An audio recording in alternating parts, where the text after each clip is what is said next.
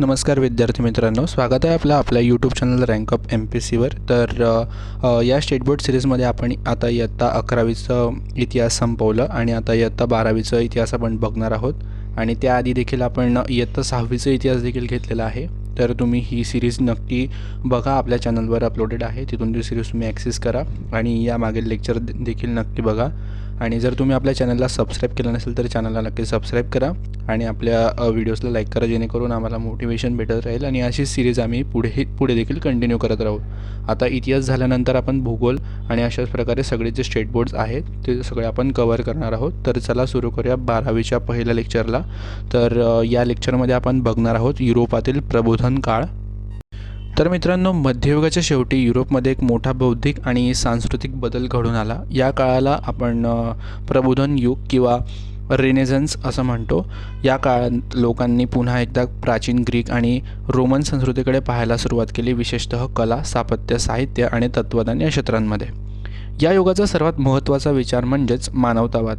म्हणजे काय तर याआधी सगळा विचार ईश्वर केंद्रित होता, पण प्रबोधन काळात मानव, त्याची बुद्धी, त्याची क्षमता आणि त्याची प्रतिभा हे केंद्रस्थानी आले। माणूस स्वतः विचार करू शकतो, प्रश्न विचारू शकतो आणि नवे शोध लावू शकतो, हा आत्मविश्वास या काळात वाढला। याच विचारांमुळे विज्ञानालाही एक नवी दिशा मिळाली। फक्त श्रद्धेवर नाही तर प्रत्यक्ष अनुभव, निरीक्षण आणि प्रयोग यांच्या आधारे ज्ञान मिळवण्याची वैज्ञानिक पद्धत विकसित झाली। त्यामुळे आधुनिक विज्ञान युगाचा पाया याच काळात रचला गेला। या प्रबोधन काळात काही अत्यंत महत्त्वाचे वैज्ञानिक शोध देखील लागले। ते म्हणजेच निकोलस कोपर्निकस यांनी सांगितले की पृथ्वी केंद्रस्थानी नसून सूर्य केंद्रस्थानी आहे। हा विचार त्या काळात फार क्रांतिकारक होता। गॅलिलिओ यांनी 1609 मध्ये दुर्बीण सुधारली आणि आकाशातील ग्रहांचा अभ्यास केला। त्यामुळे खगोलशास्त्राला मोठी चालना मिळाली आणि म्हणूनच त्यांच्या आधुनिक प्रायोगिक विज्ञानाचा जनक असे म्हटलं जातं।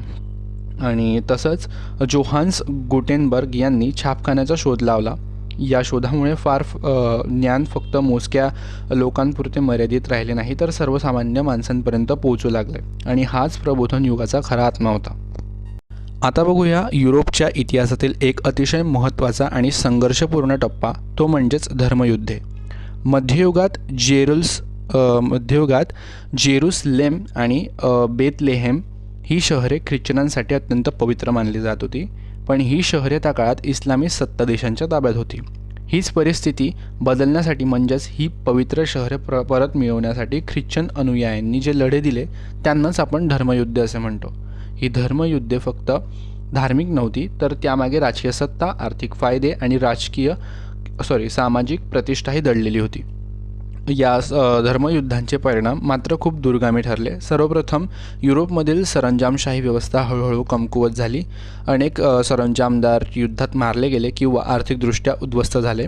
दुसरा महत्त्वाचा परिणाम म्हणजेच लोकांची पोप आणि चर्चवरील अंधश्रद्धा कमी झाली। युद्धांमुळे अपेक्षित यश मिळाले नाही आणि त्यामुळे धार्मिक नेत्यांच्या निर्णयांवर प्रश्नचिन्ह निर्माण झाले।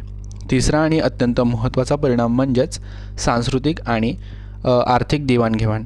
युरोपीय लोक प्रथमतः अनेक नवीन गोष्टींची परिचित झाले, जसं की वेगवेगळ्या वनस्पती, फळे, साखर, सुती व रेशमी कापड तसेच मसाल्यांचे पदार्थ। यामुळे युरोपच्या व्यापाराला चालना मिळाली आणि पुढील काळातील आर्थिक व सांस्कृतिक बदलांचा पाया घातला गेला। म्हणूनच धर्मयुद्धे जरी धार्मिक कारणांसाठी झाली असली तरी त्यांचे परिणाम युरोपच्या समाज, अर्थव्यवस्था आणि विचारसरणीवर खोलवर उमटले। प्रबोधन काळात ज्ञानाबरोबरच युरोपमध्ये नवीन जग शोधण्याची ओढ प्रचंड वाढली। मसाल्यांचे व्यापार, संपत्ती आणि आशियाशी थेट संपर्क यासाठी युरोपीय राष्ट्रांना नवीन सागरी मार्ग शोधायचे होते। या उद्देशाने अनेक धाडसी दर्यावर्दींनी जीव धोक्यात घालून समुद्र प्रवास सुरू केला।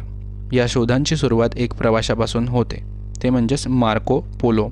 त्याने युरोपला प्रथमच चीन आणि आशिया खंडातील संस्कृती, व्यापार आणि संपत्तीची ओळख करून दिली आणि त्याचा प्रवास वर्णनामुळे युरोपमध्ये पूर्वेकडील देशांविषयी कुतूहल निर्माण झाले। यानंतर बार्थोलोम्यू डायस पुढे आला। त्याने आफ्रिकेच्या दक्षिण टोकाला केप ऑफ गुड होप गाठून हे सिद्ध केले की आफ्रिकेला वळसा घालून पुढे समुद्रमार्गाने जाता येऊ शकते। हा शोध भविष्यातील भारताच्या सागरी मार्गासाठी फार महत्त्वाचा ठरला। क्रिस्तोफर कोलंबस भारताच्या शोधात निघाला, पण नियतीने त्याला एक नव्या खंडाजवळ पोचवले, ते म्हणजे अमेरिकेला नेऊन पोचवले. त्यामुळे जगाच्या नकाशातच बदल झाला आणि युरोपाला एक पूर्णपणे नवीन जगाची ओळख झाली. यानंतर येतो आपल्या दृष्टीने सर्वात महत्त्वाचा शोधक, तो म्हणजे वास्को द गामा. 1498मध्ये तो कालिकत येथे पोचला आणि भारत युरोप यांच्यातील थेट सागरी व्यापाराचा मार्ग खुला झाला. याच घटनेमुळे भारताच्या इतिहासात युरोपीय हस्तक्षेपाची सुरुवात झाली. शेवटी फर्डिनांड मॅगेलन त्याच्या मोहिमेत प्रथमच पृथ्वीला प्रदक्षिणा घालण्याचा प्रयत्न केला आणि पृथ्वी गोल आहे हे प्रत्यक्ष प्रवासातून सिद्ध झाले. या भौगोलिक शोधांमुळे केवळ नवे मार्गच नाही तर व्यापार, वसाहतवाद आणि जागतिक इतिहासालाच नवे वळण मिळाले. आता आपण इतिहासातील सर्वात मोठ्या बदलांपैकी एक पाहूया, तो म्हणजेच औद्योगिक क्रांती.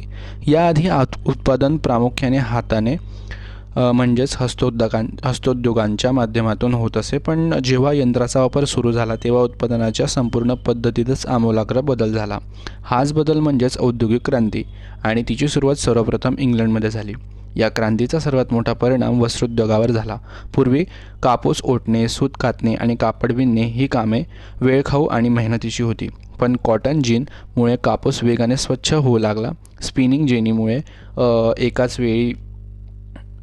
वेळी अनेक धागे कातता येऊ लागले आणि यंत्रगामामुळे मोठ्या प्रमाणावर कापड निर्मिती शक्य झाली. यामुळे उत्पादन वाढले, खर्च कमी झाला आणि कारखानदारीची सुरुवात झाली. औद्योगिक क्रांतींमुळे वाहतुकीची मोठी क्रांती झाली. जेम्स वॅटने विकसित केलेल्या बाष्पशक्तीवर चालणाऱ्या इंजिनमुळे रेल्वे आणि बोटी सुरू झाल्या. यामुळे प्रवास जलद झाला, मालवाहतूक सोपी झाली आणि व्यापार आणखी विस्तारला. या सर्व बदलांचा एक महत्त्वाचा सामाजिक परिणाम म्हणजेच भांडवलशाहीचा उदय. कारखाने उभारण्यासाठी आणि मोठ्या प्रमाणावर उत्पादन करण्यासाठी भरपूर भांडवलाची गरज होती. त्यामुळे उत्पादनात गुंतवणूक करणारा भांडवलदार वर्ग समाजात पुढे आला. म्हणजेच औद्योगिक क्रांतीने केवळ उत्पादन पद्धती बदलल्या नाहीत तर समाजरचना, अर्थव्यवस्था आणि मानवी जीवनशैलीवर खोलवर परिणाम केला. औद्योगिक क्रांतीनंतर युरोपीय देशांमध्ये उत्पादन प्रचंड प्रमाणात वाढले. कारखान्यातून मोठ्या प्रमाणावर तयार होणाऱ्या वस्तू विकण्यासाठी केवळ स्थानिक बाजारपेठा पुरेशा राहिल्या नाहीत. त्यामुळे नवीन बाजारपेठा आणि कच्चा माल मिळवण्याची गरज निर्माण झाली. याच गरजेतून एक नवी संकल्पना पुढे आली, ती म्हणजेच आर्थिक राष्ट्रवाद. आपल्या देशात आर्थिक विकास साधताना प्रतिस्पर्धी राष्ट्रांची आर्थिक ताकद कमी करणे, त्यांच्या व्यापारावर मर्यादा घालणे आणि स्वतःच्या उद्योग व बाजार सुरक्षित ठेवणे, या विचारसरणीला आर्थिक राष्ट्रवाद असे म्हणतात.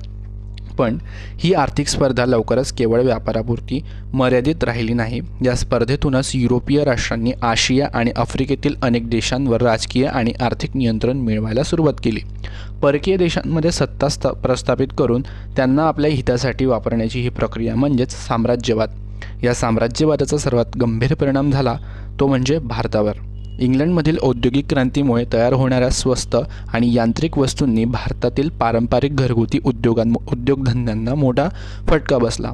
हातमाग, हस्तकला आणि स्थानिक कारागिरी हळूहळू नष्ट झाली आणि भारत केवळ कच्चा माल पुरवणारा आणि तयार वस्तूंचा बाजार बनला. म्हणजेच आर्थिक राष्ट्रीयवाद आणि साम्राज्यवादामुळे युरोप समृद्ध झाला, पण भारतासारख्या देशांचे आर्थिक शोषण झाले आणि याच पार्श्वभूमीवर पुढे राष्ट्रीय चळवळींना सुरुवात झाली.